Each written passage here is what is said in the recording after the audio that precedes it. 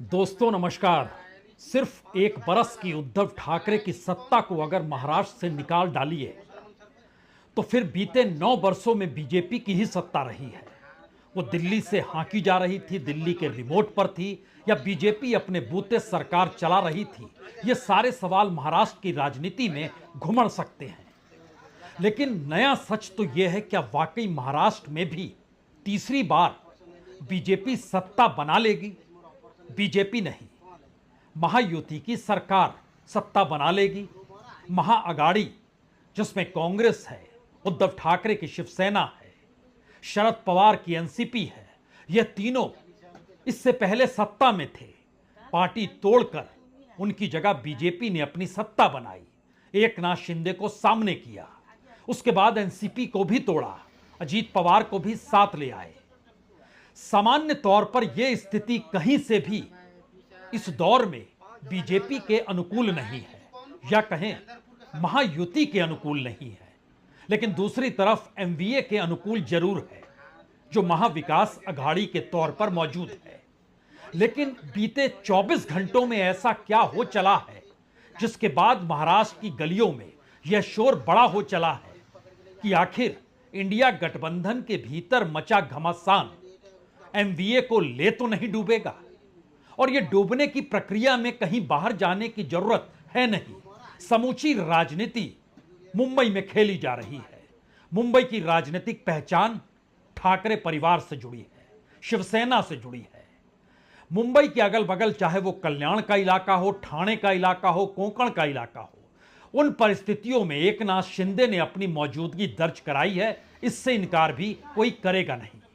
पश्चिमी महाराष्ट्र में शरद पवार की मौजूदगी बड़ी हुई है और अजीत पवार सिमट गए हैं, इससे भी कोई इनकार करेगा नहीं। और बीजेपी अपने तौर पर जिस तरीके से चुनाव दर चुनाव अपने पर को फैलाती चली गई, और 2019 में भी 288 में से 105 सीटें तो उसने जीती थी, हालांकि वह उद्धव ठाकरे के साथ थी। लेकिन आज इन पन्नों को पलटने की क्यों जरूरत आन पड़ी है? यह सवाल अब इसलिए बड़ा है, क्या वाकई बीते 24 घंटों में जिस तरीके से इंडिया गठबंधन के भीतर या एमवीए के भीतर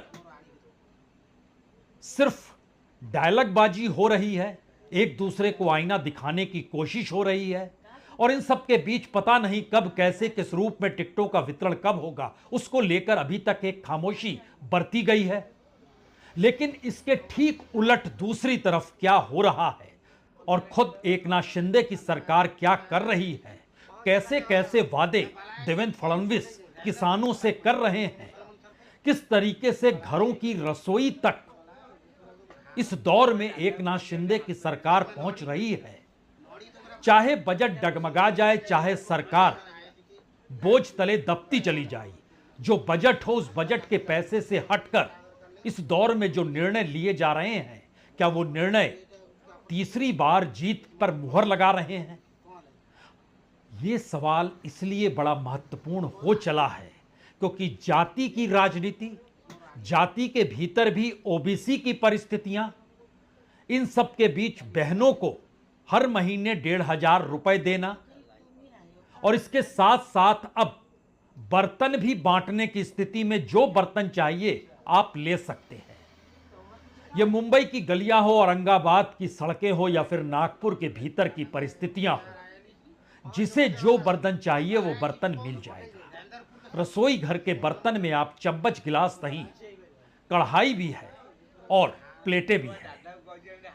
यानी मानसिक तौर पर किस तरीके से कहीं की जनता को निर्भर खुद पर किया जा सकता है, और सरकार जब अपनी मुट्ठी में हो तो फिर किस जाति को केंद्र की सूची में डाला जाए, कब डाला जाए, उसका लाभ कैसे उस जाति को मिले, और उस जाति के भीतर यह सवाल बड़ा हो जाए कि देखिए, अब हम महाराष्ट्र में ही नहीं, केंद्र जो नौकरियां देंगी, केंद्र के अधीन जो हायर एजुकेशन की परिस्थिति है, केंद्र सरकार जो स्कॉलरशिप देती है, उसका लाभ भी मिल जाएगा।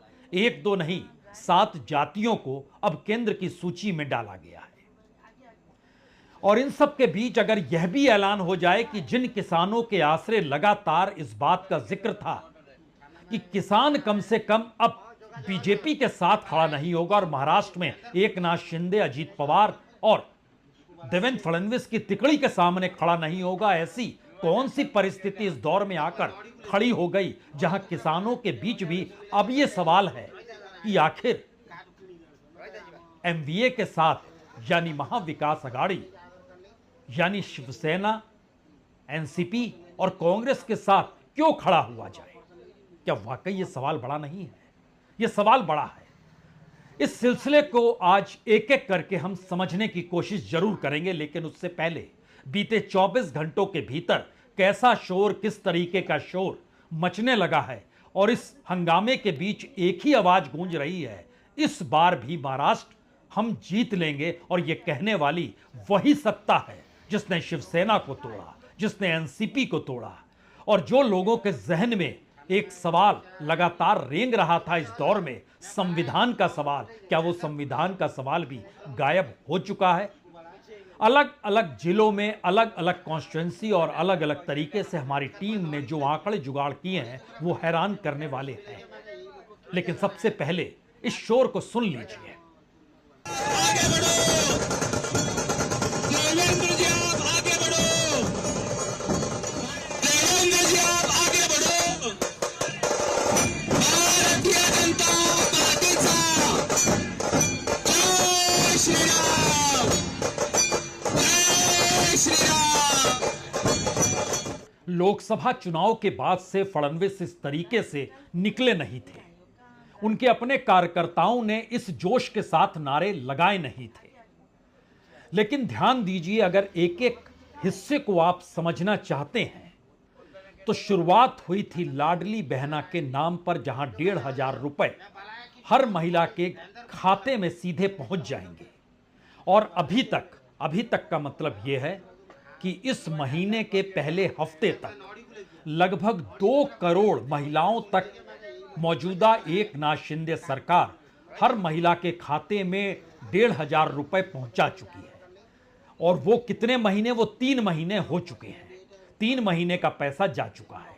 इलेक्शन ऐलान से पहले चौथे महीने का पैसा भी चला जाएगा, यानी लगभग 6,000 रुपए इस रवानगी के साथ गए उस महाराष्ट्र में जहां पर तकरीबन 4 करोड़ 16 लाख वोटर महिलाएं हैं और उसमें से 1,95,70,000 इतनी महिलाओं के खाते में पहुंच गया पैसा।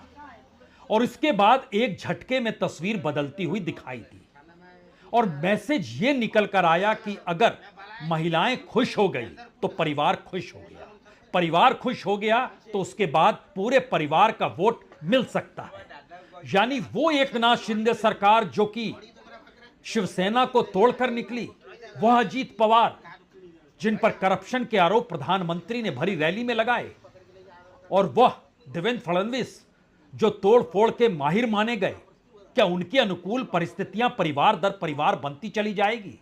तो इस दौर में चुपके से, हल्के से, धीरे से निर्णय लिया गया, शहरों में, गांवों में बर्तन बांटे जाएं और बर्तन बांटने का सिलसिला शुरू हो गया। नागपुर शहर में खास तौर से जिस रवानगी के साथ बर्तन जिसे जो चाहिए, वो गरीब तबका है जो बर्तन की खोज, जो घरों में काम करता है, या कहें जो आर्थिक तौर पर गरीब है और उसकी मजबूरी उसके रोजगार के जरिए पूरी हो नहीं पा रही है, तो बर्तन उन घरों में पहुंचने भी लगा और उन इलाके के बीजेपी कार्यकर्ताओं को बता भी दिया गया कि आप बर्तनों को समेट सकते हैं, जिसे जो चाहिए मिल जाएगा। बात अभी प्रेशर कुकर तक नहीं पहुंची है जिसे एक वक्त जयललिता ने बांटा था। जी नहीं, अभी बर्तन तक बात पहुंची है। हो सकता है अब यह प्रेशर कुकर तक भी पहुंच जाए। लेकिन इलेक्शन की तारीख भी अगले नहीं कहीं बस इसी हफ्ते के आखिर तक ऐलान हो जानी है।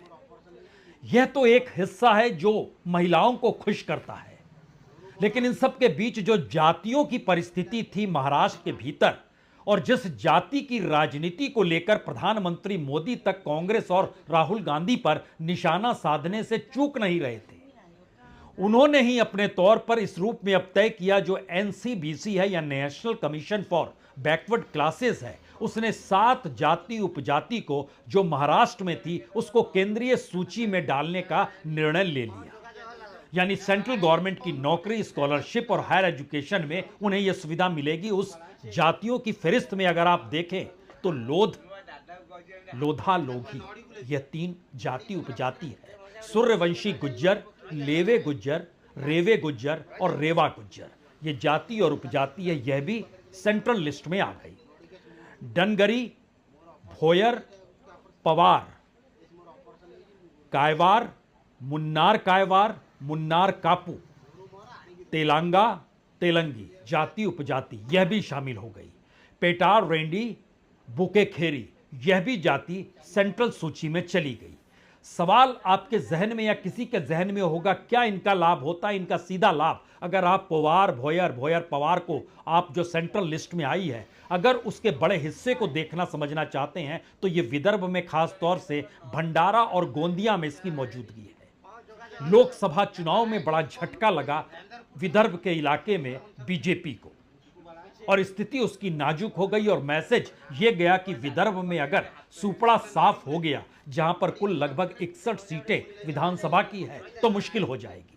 कांग्रेस तेजी से यहां पर फैला रही है। पिछले दिनों वहां पर उद्धव ठाकरे पहुंचे तो उद्धव ठाकरे ने दावा ठोका कि हमें ज्यादा टिकट चाहिए। कांग्रेस के लोगों ने कहा क्यों दिए जाए ज्यादा आपको सीटें?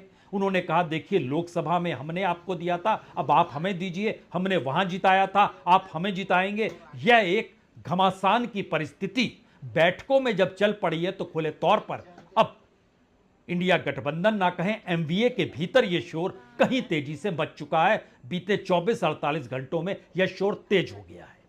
इसके साथ गुज्जर उपजाति जो कि नॉर्थ महाराष्ट्र, नासिक, जलगांव, धुले, नंदुरबार, जो पश्चिमी महाराष्ट्र का इलाका खास तौर से है, वहां शरद पवार की गूंज, उनकी पार्टी एनसीपी चुनाव जीती, लोकसभा में उनका वर्चस्व दिखाई दिया, तो वहां पर भी सेंध लगाने की कोशिश है। 261 जाति स्टेट की जो ओबीसी लिस्ट में है, उसमें इन जातियों के आश्रय अगर आप वोटिंग परसेंटेज को परखना शुरू करेंगे और कितनी कॉन्स्टिट्यूएंसी में इस वोटिंग का असर पड़ता है, तो इसको इस रूप में भी समझ लीजिए कि दरअसल लगभग 17 सीटों पर इसका असर पड़ेगा। जो पश्चिम महाराष्ट्र का कुछ हिस्सा है और कुछ विदर्भ का हिस्सा है, यह पहली परिस्थिति नजर आती है। दूसरी परिस्थिति यह है कि महाराष्ट्र के भीतर जो राजनीति तेजी से बढ़ रही है, उसमें एमवीए जो है उसके सामने एक मुश्किल है, क्योंकि उसके वोट बैंक वो मानकर चल रहा है कि मराठा है, मुस्लिम है और दलित है, और तीनों को जोड़ दीजिएगा तो बहुत ही सहूलियत के साथ एमवीए को जीत मिल सकती है। 30% मराठा है, 11% मुस्लिम है, 12% दलित है। जब आप इन तीनों को जोड़ेंगे तो ये लगभग 53% हो जाएगा। तो आप कहेंगे तीनों एक साथ है तो क्या दिक्कत है? जिस तरीके से हरियाणा में जाट वर्सेस जनजाट हुआ, ठीक उसी तरीके से मराठा वर्सेस गैर मराठा जो ओबीसी के भीतर की परिस्थितियां हैं, उसको साथ लाने की रणनीति बीजेपी अपने तौर पर बना रही है। और जब इस राजनीति को साधने की दिशा में वो बढ़ रही है, तो एक मैसेज बहुत साफ है कि जातियों के भीतर कैसे किस रूप में लकीर खींची जाए। दलित का सवाल हो और मराठा का सवाल हो और मुस्लिम का सवाल हो, इन तीनों परिस्थितियों को अगर एक झटके में और समझें तो मराठा आरक्षण की मांग को एकनाथ शिंदे सरकार ने मान लिया, लेकिन लागू नहीं किया। और जब लागू नहीं किया तो दूसरी तरफ यह माना गया कि मराठा वोट शिफ्ट हो गया पूरे तरीके से एमवीए के पक्ष में। यहां पर एक चीज और देखिए कि दलित और मुस्लिम, वंचित समाज अघाड़ी जिसको प्रकाश अंबेडकर चलाते हैं, उन्होंने 24 घंटे पहले 10 सीटों पर उम्मीदवारों का ऐलान कर दिया, और तमाम सीट जो ऐलान की गई उन जगहों पर जितने भी उम्मीदवार हैं वो सभी मुस्लिम हैं। उसमें परभणी भी आता है, औरंगाबाद भी आता है, कल्याण वेस्ट भी आता है, सांगली भी आता है, मलकापुर भी आता है। 10 सीटों पर कुल ऐलान किया गया। देख लीजिए, पहले इस 10 सीटों पर ऐलान किया गया है।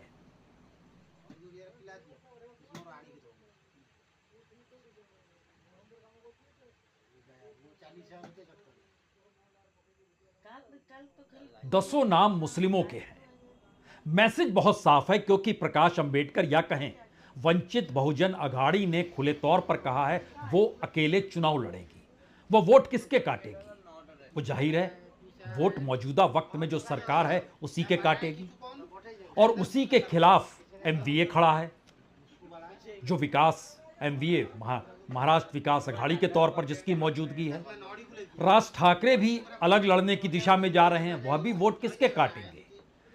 ये सवाल इसलिए बड़ा हो चला है कि किसी भी हालत में एकनाथ शिंदे की सरकार के जो वोट हैं वो बिखर जाएं, और ये बिखरने की परिस्थिति में अब किसी की नजर भी किसानों पर जाएगी। किसानों को लेकर जो रणनीति को साधने निकली इस दौर में सरकार है, ये वाकई इस लिहाज से समझ लीजिए कि लोकसभा चुनाव से ऐन पहले 18 सीटों पर बीजेपी को मुश्किल हो गई थी, उसे हार मिल गई थी, क्योंकि उस दौर में कॉटन और सोयाबीन और प्याज को लेकर किसान बहुत परेशान थे। इस देश में जो किसानों का आंदोलन हुआ उसमें महाराष्ट्र के किसानों की भागीदारी बहुत कम रही, लेकिन वहां पर जो मुश्किल कॉटन, सोयाबीन और प्याज की कीमत का नहीं मिला और जो लोकसभा चुनाव में 18 सीटों पर असर पड़ गया, अब उसके बाद तय यह हुआ कि किसी भी हालत में जो एमएसपी होती है, मिनिमम सपोर्ट प्राइस होता है, और जो बाजार की कीमत होती है उसको मूल्य को पाटने के लिए सरकार ने तय किया 65 लाख रुपए कपास के तौर पर दिए जाए, और जिनके पास 2 हेक्टेयर तक की जमीन है प्रति हेक्टेयर 5,000 रुपए उन्हें दिए जाएं, ट्रांसफर उन्हें कर दिया जाए। और ध्यान दीजिए, प्याज के एक्सपोर्ट पर बैन लगाया गया था, वो बैन भी हटा लिया गया। और इस प्रक्रिया में चूंकि अब अगले महीने चुनाव है और अगले महीने नवंबर के वक्त ही कपास और सोयाबीन की फसल होती है, तो महायुति ने किसानों के अनुकूल जो मंडी है और खुला बाजार है, दोनों जगहों पर अनुकूल कीमत मिले, इसके लिए अभी से प्रयास शुरू कर दिए और कृषि बाजार का मैनेजमेंट अपनी हाथ में ले लिया, और उसको सही तरीके से कैसे किस रूप में प्रभावी करेंगे, खास तौर से विदर्भ और मराठवाड़ा के इलाके, क्योंकि इन दोनों जगहों पर बीजेपी साफ हो गई, इन दोनों जगहों पर कांग्रेस का वर्चस्व आ गया। मराठवाड़ा में तो एक भी सीट लोकसभा की बीजेपी को मिली नहीं, जहां एक वक्त उसकी मौजूदगी रहती थी। 4 में से 2 सीट तो हमेशा जीती है, लेकिन इस बार साफ हो गई। तो किसानों को इस लिहाज से मैनेज करना, और इन सब के बीच मानसून चूंकि अच्छा हुआ है तो फसल अच्छी होगी, कीमत सिर्फ दिलाने की जरूरत है। अब इन सवालों के बीच 3-4 बातों पर जिक्र शुरू कीजिए। लाडली बहना, तकरीबन 2 करोड़ महिला वोटर। बर्तन के लिहाज से जो जोड़ा गया उसमें माना गया है कि जिन शहरों को अभी चुना गया और जो कार्यकर्ताओं के जरिए चीजें आगे बढ़ाई जा रही है, लगभग 1 करोड़ महिलाओं को तो बर्तन बांट ही दिए जाएंगे इलेक्शन के ऐलान होने तक भी। और इन सब के बीच किसानों को लेकर ऐलान, देवेंद्र फडणवीस कई मौकों पर यह कहने से चूके नहीं, 25 साल तक फ्री या मुफ्त बिजली दी जाएगी।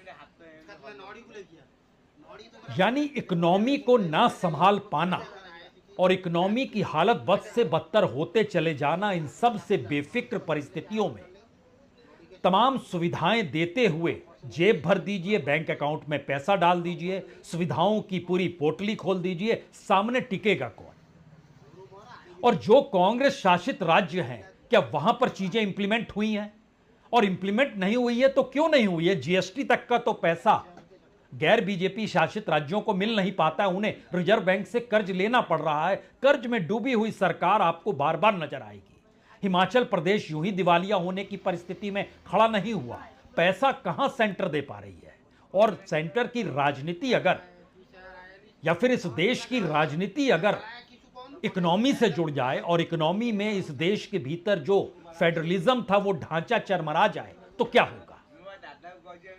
इसको बहुत माइन्यूटली बीजेपी ने समझा और राजनीतिक तौर पर इसको अमल में लेकर भी आई। और यहीं पर एक सवाल सबसे बड़ा निकल कर आता है कि क्या वाकई इंडिया गठबंधन या एमवीए के पास कुछ भी नहीं है? कुछ तो है, वो कुछ क्या है?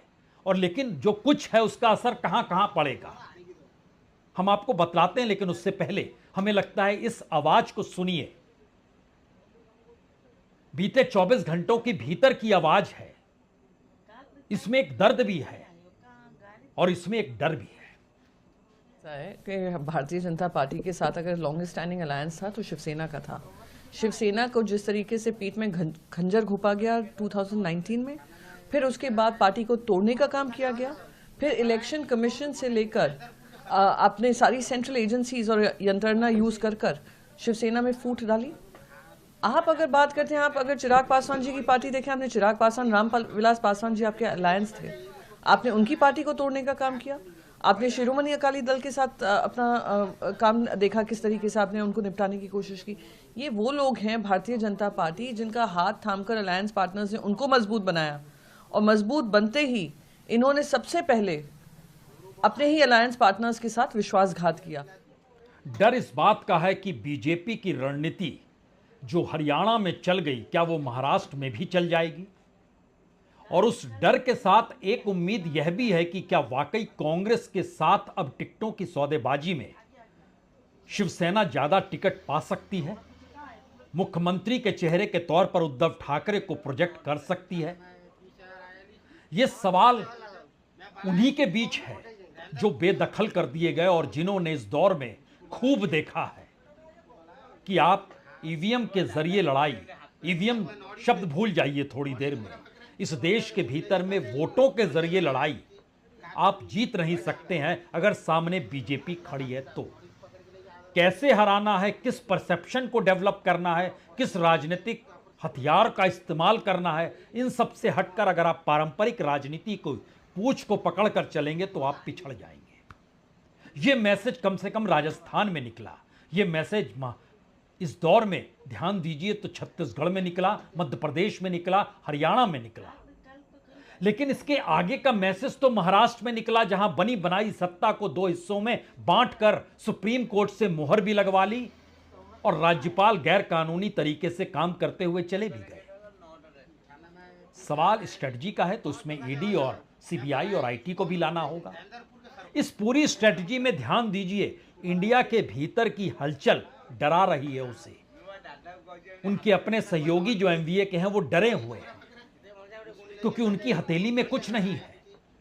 और जब आपके पास कुछ ना हो और सामने वाले के पास समूची ताकत के साथ वो सत्ता में बने रहने की कवायद कर रही हो तो फिर क्या होगा? ऐसे में एक सवाल बड़ा महत्वपूर्ण है, लेकिन वह मुंबई और पश्चिमी महाराष्ट्र के हिस्से को ही प्रभावित करता है, क्योंकि इस दौर में महाराष्ट्र में आने वाले प्रोजेक्ट्स गुजरात शिफ्ट किए गए और महाराष्ट्र की राजनीति में मुंबई खास तौर से अगर उसका केंद्र है तो गुजराती वर्सेस महाराष्ट्र की परिस्थितियों को शिवसेना ने बाखूबी इस दौर में उठाया भी है। प्रोजेक्ट जो गए वो वेदांता के प्रोजेक्ट थे, फर्मा क्लस्टर के प्रोजेक्ट थे, इंटरनेशनल फाइनेंशियल सेंटर के प्रोजेक्ट थे जो गुजरात चले गए। और अगर ये हिस्सा आ जाए तो पूरा पश्चिम महाराष्ट्र और मुंबई का इलाका एक झटके में बीजेपी को साफ कर देगा। लेकिन बाकी जगहों पर कौन सी राजनीति कैसे साधी जाएगी? और इस दौर में अगर टिकटों के आपसी सौदेबाजी के दायरे को भी आप परखना चाहते हैं तो यह हिस्सा तो सीधे सीधे कहें तो खुद एकनाथ शिंदे, अजीत पवार और बीजेपी के बीच में, बीजेपी 150 सीटों पर लड़ना चाहती है, एकनाथ शिंदे 100 सीटों पर लड़ना चाहते हैं, अजीत पवार 80 सीटों पर लड़ना चाहते हैं। इन तीनों को अगर मिला दीजिएगा तो लगभग 325 सीट पार कर जाएगी और 288 सीट है। यही परिस्थिति एमवीए के भीतर भी है। लेकिन आखिर में सबसे बड़ा सवाल क्या है? विदर्भ के भीतर किसानों के वोट कहां जाएंगे? जो ओबीसी का वोट है मराठवाड़ा और विदर्भ के भीतर, वो कहां जाने वाला है? पश्चिम महाराष्ट्र के भीतर लोकसभा चुनाव में तो शरद पवार की पार्टी आगे बढ़ गई, लेकिन अब वहां पर महिलाओं के वोट कहां जाएंगे? मुंबई के भीतर शिवसेना के साथ इमोशनली चीजें जुड़ी हुई हैं, लेकिन क्या अपने बूते शिवसेना चल पाने की स्थिति में है? जिस लहजे में कल सामना में लिखा गया, अगर कांग्रेस चाहती है अकेले लड़ ले, तो क्या यह मौका था इस बात को लिखने का? यह परिपक्वता तो नहीं है, ये इनमैच्योरिटी है। लिखा गया, लेकिन क्या शिवसेना अपने बूते चला सकती है? अपने बूते अपनी पार्टी को नहीं संभाल पाई। विधायक टूटे, सांसद टूटे, यहां तक कि अलग अलग जिलों में मौजूद शिवसैनिक भी टूटे। तो आप राज्य को कैसे चलाएंगे और देश को लेकर क्या दृष्टिकोण है? यह सवाल शिवसेना को लेकर तो होगा ही। और इस सवालों के अक्सले जो बड़ा सवाल यह भी है, राज्य की तकरीबन 133 सीटों को लेकर जिस रास्ते मौजूदा में एकनाथ शिंदे सरकार चल पड़ी है, वो किसानों को 25 बरस तक मुफ्त में बिजली देने का जिक्र हो, लाडली बहला योजना के साथ बर्तन बांटने का जिक्र हो, किसानों को मिनिमम सपोर्ट प्राइस से हटकर बाजार का पैसा और उस हद तक कीमत दिलाने का जिक्र हो, युवाओं के खाते में पैसा डालकर उनको बेरोजगारी भत्ता देने की बात, बल्कि अब वो लागू है और वो पैसा दिया जा रहा है, इस स्थिति में आ गया हो। यानी जो पूरा बजट है राज्य सरकार का वो डगमगा चुका है, लाखों करोड़ के घाटे में वो चल रहा है।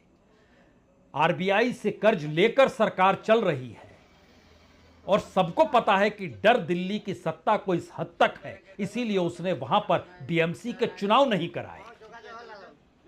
ये परसेप्शन बहुत साफ है कि बीजेपी डरी हुई है, महाराष्ट्र खिसक गया तो क्या होगा।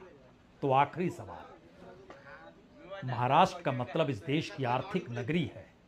आर्थिक नगरी इस देश की कैपिटल के तौर पर है।